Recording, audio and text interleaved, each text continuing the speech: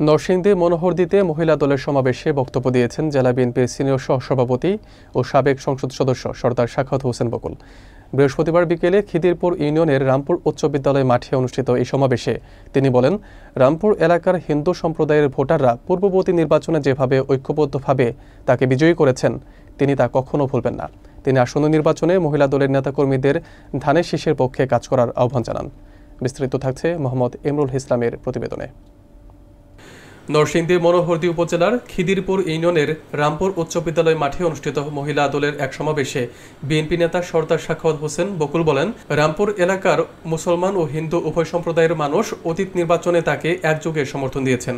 তিনি তাদের এই ভালোবাসা কখনো ভুলবেন না। বৃহস্পতিবার বিকেলে আয়োজিত এই সমাবেশে প্রধান অতিথির বক্তব্যে তিনি দলের নেতাকর্মীদের ঐক্যবদ্ধভাবে কাজ করার আহ্বান জানান। তিনি আরও বলেন, আসন্ন জাতীয় সংসদ নির্বাচনে ধানের শীষ প্রতীকের বিজয় নিশ্চিত করতে মহিলা দল সহ সপঙ্গ সংগঠনের কর্মীদের মাঠে কাজ করতে হবে। তিনি জানান, দলের ভারপ্রাপ্ত চেয়ারম্যান তারেক রহমান তাকে মনোনয়ন দেবেন বলেও আশাবাদ ব্যক্ত করেছেন। অনুষ্ঠানে সভাপতিত্ব করেন খিদিরপুর ইউনিয়ন বিএনপির সভাপতি আবুল ফজল, সঞ্চালনা করেন যুবদল সভাপতি আপন ভূঁইয়া। এতে আরও উপস্থিত ছিলেন উপজেলা বিএনপির সদস্য সচিব আমিনুর রহমান দুলন, যুগ্ম আহ্বায়ক মনিরুজ্জামান মনির, সাবেক ভিপি গোলাম মোস্তফা ও অন্যান্য নেতৃবৃন্দ। সমাবেশে নেতাকর্মীরা শৃঙ্খলা বজায় রেখে ঐক্যবদ্ধভাবে নির্বাচনী কার্যক্রমে অংশ নেওয়ার অঙ্গীকার করেন। নির্বাচনী যাত্রা শুরু করেছিলাম।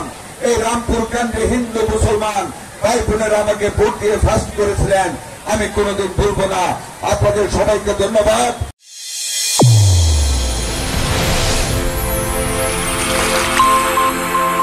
চ্যানেল A1 হৃদয়ের স্পন্দন।